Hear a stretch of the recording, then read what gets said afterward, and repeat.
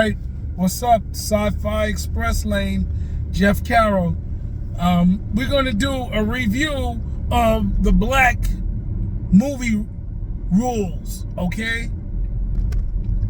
In light of a lot of the conversation that they've been having around the Equalizer 3, I felt it was appropriate and it was time for us to review the black movie rules.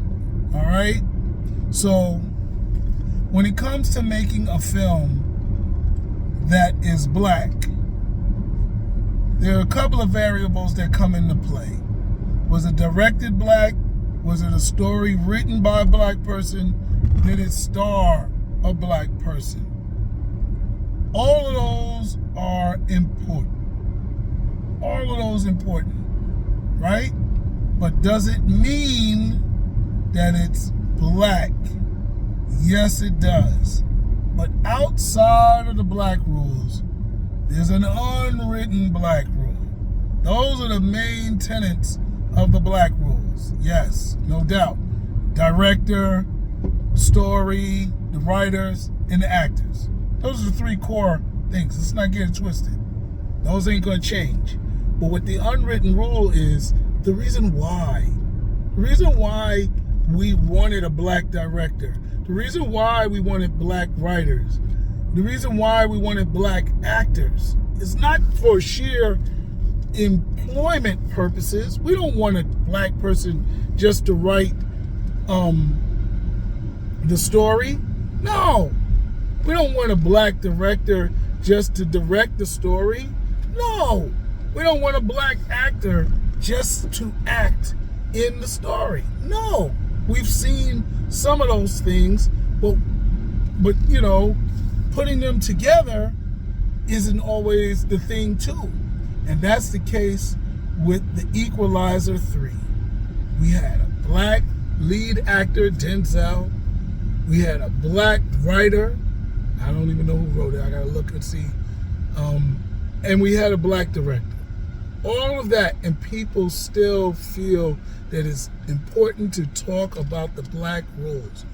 The number one underlining black rule is the why. Why did we want these things? Is because we thought it would solve our representation and entertainment enjoyment appetite. And what happened with the Equalizer? Amidst the black actor, potentially black writer, I gotta look that up, and the black director, we still didn't fully fill our black need, meaning it still felt like something was left out.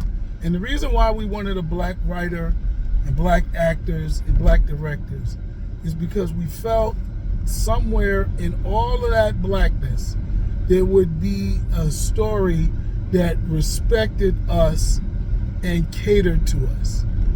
People would want a black Batman or a black Batman writer or a black Batman director because we feel that amidst all of that blackness, there would be some type of Wakanda type effect where it would speak to the needs, wants, and desires of the black community.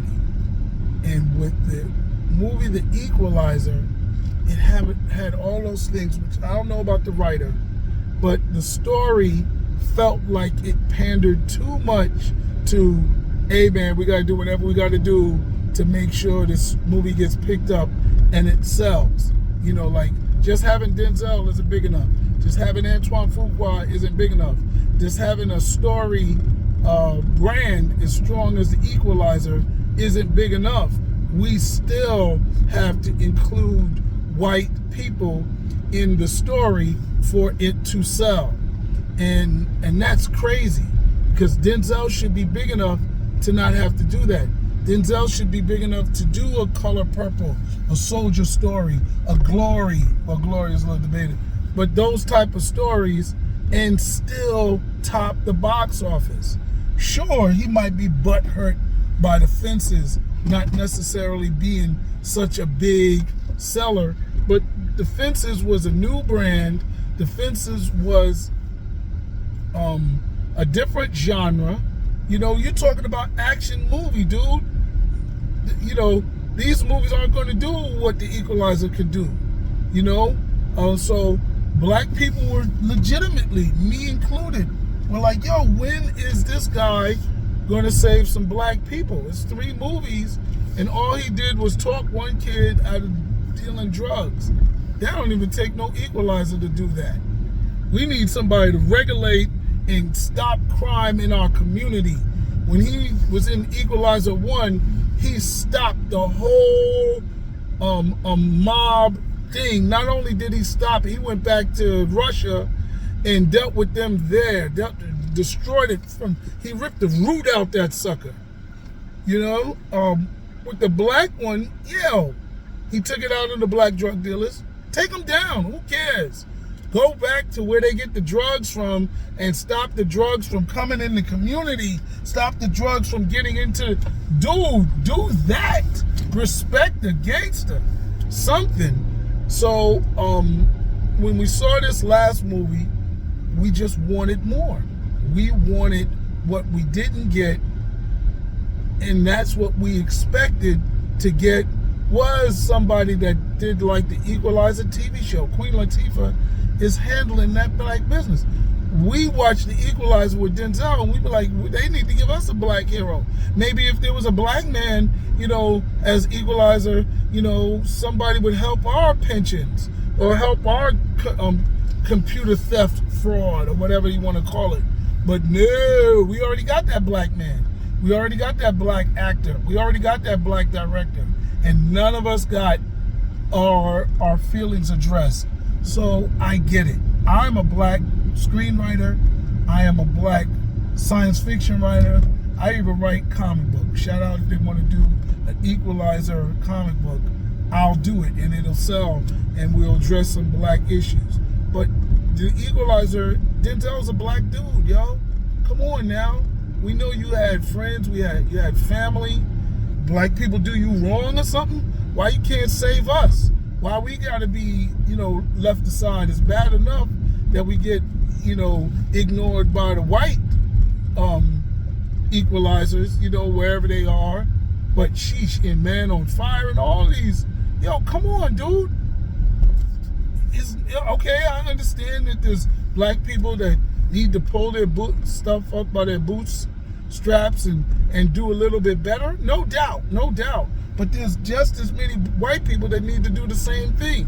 And there's also black people that are innocent victims. Take the Klan out. Go after the Proud Boys. Uproot the racists from the police departments around the country. God, dog, I could think of a story. So, yeah, as a writer, what motivates me to write, and is the same thing that motivates me as a fan. I write for representation. I write for myself to be included in these stories. Not just me as Jeff Carroll, but me as a fan, me as a black person, me as a person in the real world that really wish we had these superheroes, these vigilantes to deal with us. And not just the superhero vigilante stories. We write for representation that we would not have gotten if we weren't the ones writing the story. You know, part of why, you know, blackness, the blackening was so funny was because they dealt with the elephant in the room. We were tired of being killed first in horror movies. You understand? So we came up with our own movie and we wrote it. And that's what you have to do. It's, you know, it's one thing to be begging and asking for people for representation. Then there's another thing to get out there and give yourself the representation. We expect black writers to not do the same to black people that white writers, actors, and directors have done. White Hollywood has done, and that is underrepresent us, ignore us, do like they did with Friends and Seinfeld. Do it right in the middle of are culturally diverse cities. You know, if Seinfeld took place in Montana, okay, it would be white. Maybe you would have to have some Native Americans, Indigenous Americans in it, no doubt. But you wouldn't have to have any black people. It's very hard to go anywhere in New York, even in the Jewish section of Brooklyn, even in the Chinese section of Chinatown, and not see people other than white people or other than the people that are in that particular area. So even though you go to Chinatown, you're going to see some people other than the Chinese people. Even though you go to Jewish section of Brooklyn, you're still going to see other people. You're going to see people of color. So again, I understand what they did, and I understand our frustration. This is Denzel. This is Antoine Fuqua. This is the goddamn Equalizer. If they're not big enough to be able to do a black story and still get people to come out, boom, it's a problem. I think if they dealt with the elephant in the room and Denzel went and took down the Klan all the way up to the President of the United States, I think the movie would have been as big as Black Panther. It probably would have been bigger. This is not about money, because it would make a lot of money. Black stories were blacker during the black exploitation era. If you look at Three the Hard Way, these are the movies that saved Hollywood. This is not an unbankable thing. So when I'm suggesting this, it's not about, they needed to do this to make money. No, they would have made money. Black Panther made money. I know they didn't spend on this what they spent on Mission Impossible. So let's forget about this. Ain't getting the budget as Fast and Furious. So come on.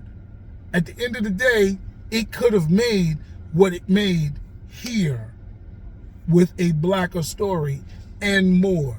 But that's what we that's what we expect from a black actor. To do a Will Smith.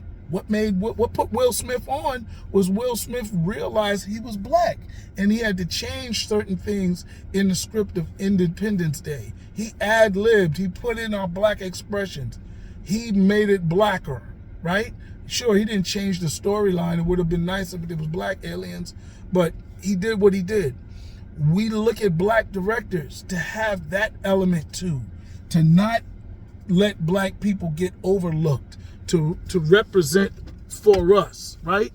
Because sometimes you got to be in the room to be represented in the room. So that's what we wanted. And then when you had all of those things firing at once, we thought, and we were right to expect, that we would be included. So since we didn't get that type of story, it's okay for us to be upset. And that's why I made this video, to kind of say, let's review the rules of black creators, black film, black movies, right? Let's review. I don't mind going outside of our community to find stories that we can fit into, no doubt. But let's understand what we wanted. This is what we wanted. We wanted a black story. And this is what we lobby for. And this is what, when they say, we did a black movie. Yeah, but I don't even know if Equalizer 3 will be considered that. Because I don't know how the black element of it is being fully received. Anyway, I'm out of here. This is my opinion. Of course, I reserve the right to grow, change, and improve.